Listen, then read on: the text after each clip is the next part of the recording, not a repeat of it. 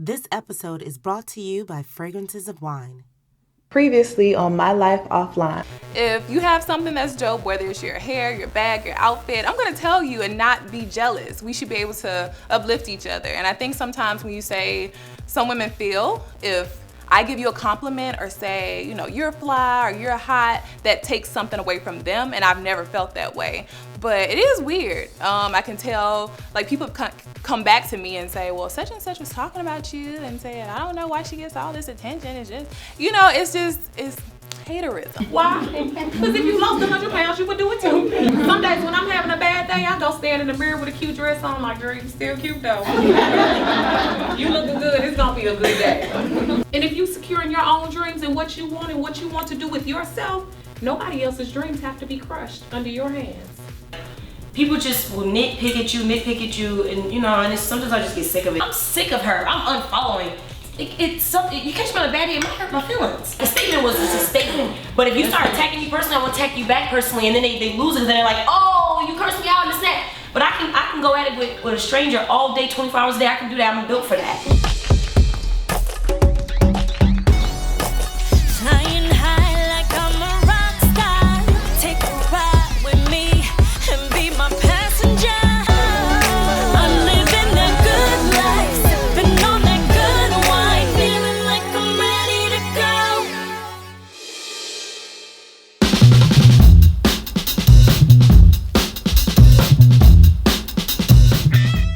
Guess who's going on a date tonight? What lipstick should I wear? I thought red would be nice. What about my purple? You wanna wear my Russian red? I already have Russian red. I think that looks cute. And actually, to be honest, my heroin came up missing. Wait, let me see if this is it. Okay, here it is. I was looking because I'm like, I don't have it. When I went in the room, all right, the other day, and I didn't see this, I just knew that I had it, that Maya's friend took it. I'm like, yo, she was sitting in here, she took my hair. I mean, because it's discontinued. So I'm like, if she saw it, she probably was like, oh, hell yeah. One of the guys, his name is Jason. He's a cool guy. I think he's pretty handsome. He owns his own clothing line, which is cool because my sister and I have Style Q, and so him and his partner, which is the other guy that's coming tonight, is gonna hopefully snag this one here. I thought that, and I was like, as soon as I see Michi, I'm gonna mention this to her, but I was like, I'm gonna look at my bag just to make sure, but it's in here. But I really, because I don't know her, so I was like. Are you doing your nails too? They're just gonna be clear.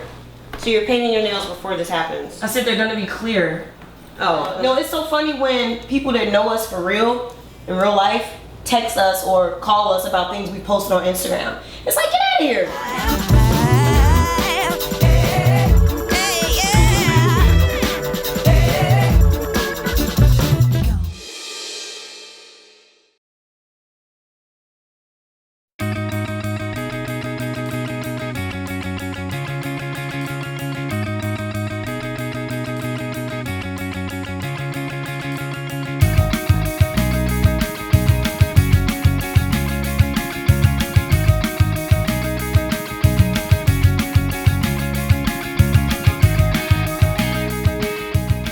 This is my girl, Nina. Y'all all know her, beautiful brown big doll. Me and Nina, we fell in love with each other. We're not gay.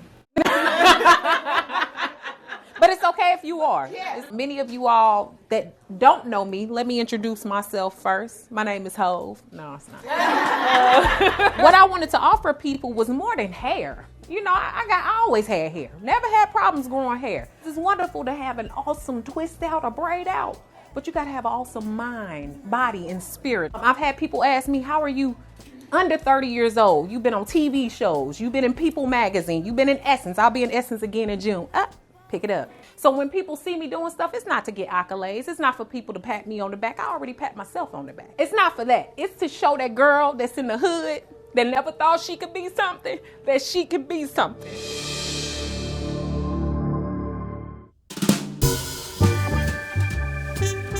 The process course of filming videos, it really isn't that difficult. All you need is a really good camera, tripod, set up the correct angle. You just have to be really natural, be comfortable. If you're not, people can kind of pick up on that. Tonight, my girl, Toya, is coming through and I'm doing her big chop. We actually became cool because she was the manager at the apartment where I stayed. She was telling me how she was going natural and she had seen some of my videos. I love seeing hair go from transitioning hair with the loose, like relaxed ends to full and voluminous and gorgeous.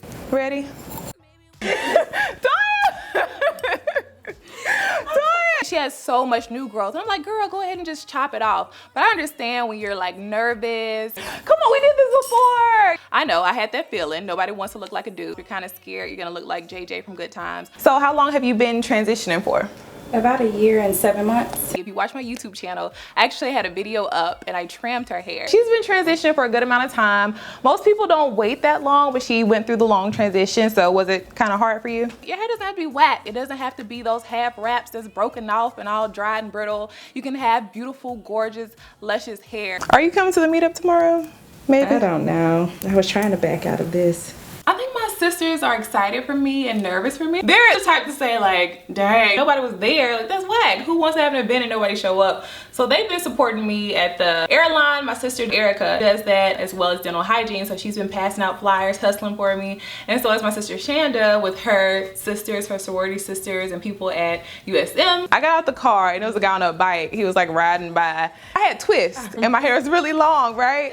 And he was like, hey, what's up, Lil Wayne? I was like, really? Weezy? That baby, like that's what I look like? Like they don't know who to associate natural hair with. My 5-year-old, she goes to a diverse school and she thinks her hair is supposed to be straight. She went through the phase where she thought it's supposed to be blonde. I told her her hair is fine, you know, don't let anybody tell you different. That's how you were made. I really think Disney movies have a lot to do with it because just watching, you want to be like a princess. You want to be and the only princesses you see, I mean, they don't have hair like us. Right. We all kind of get caught up in that as little girls and it's hard to break. The European standard beauty kind of molded how we thought. I'm not supposed to look this way, so why am I changing myself to look this way? I just changed the way I thought. And that's really the first step you're thinking.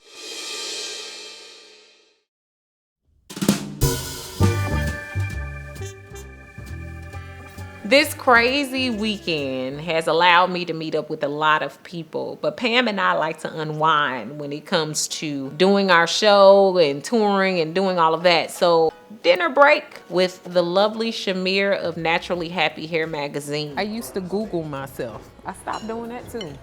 I told her. I Googled myself and I found all kinds of mean stuff like beautiful brown baby doll. I can't stand her. She always talking about her degrees and, you know, all of this. And I'm thinking to myself, if you was 27 with 3 degrees, you'd be out here on the corner with only wearing them. Only wearing the degrees, making sure everybody knew. I'm modest in just sharing information and backing it up. And what people don't know is when I first meet them, it's not, I'm beautiful brown baby doll. When I went to her table, I didn't say, I'm beautiful brown baby doll, give me that. I said, how much does it cost? Hey friend, hey. When I saw an email or order came through, I was like, is this the Hey Friend? You know, and I saw the email address. I was like, I don't know. Packaged the order. Thank you. Write on everybody's receipt. 2 weeks later, people hit me up on, Pam, you see Hey Friend, hey? I was like, that was her.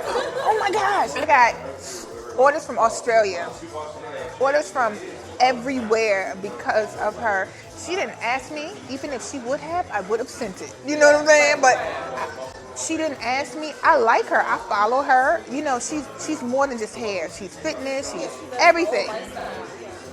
So I was like, thank you. I sent her an email back, thank you. Like, I really appreciate you. She said, thank you for making a great product. Yeah, like I'm like, I don't even know what to do. You know, lip trembling. I think the thing that I'm like getting from this most and just this moment, just kind of like being in it, is like all of us are from the hood. It doesn't matter where you start at. That has nothing to do with your end story. It doesn't have nothing to do with your middle story. We all have options. We've all chosen to take different paths. And it might not have been easy, but look what we have accomplished. And none of us are nowhere near finished. And I think that sometimes people, they say, oh, well, you know, people that are born in the hood or in the ghetto, they don't have the mentality. Don't let people's words keep you down. Define who you are.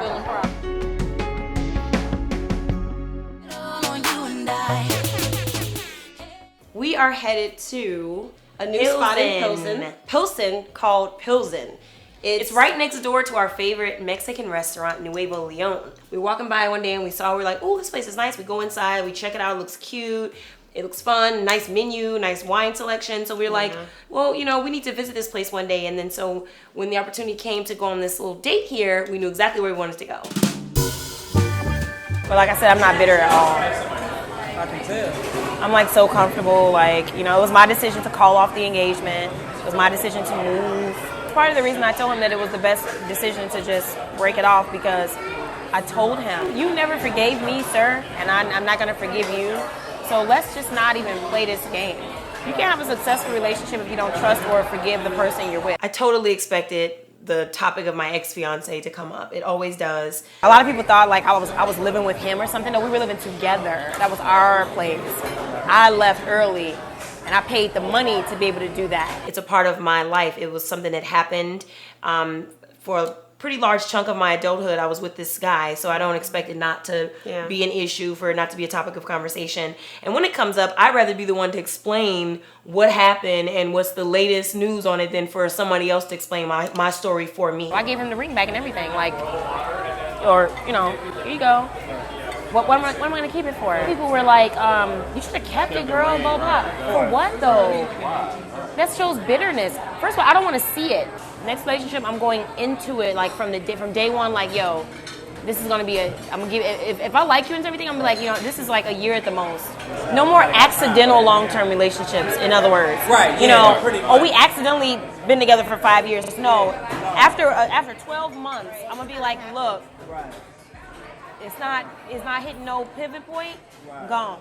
There was one point tonight where he actually fed her a mussel, and it was just so awkward. It was hilarious. Why was it awkward? Just your reaction to it. What was my reaction? Because you chuckled as you ate it. It was like really, it was an awkward move, and I laughed on the inside. So it was an interesting / hilarious date. Whose idea was that for the mussel eating thing? Jason's idea. This is the most beautiful breakup. This is the most gorgeous heartache of my life. Watch the cast react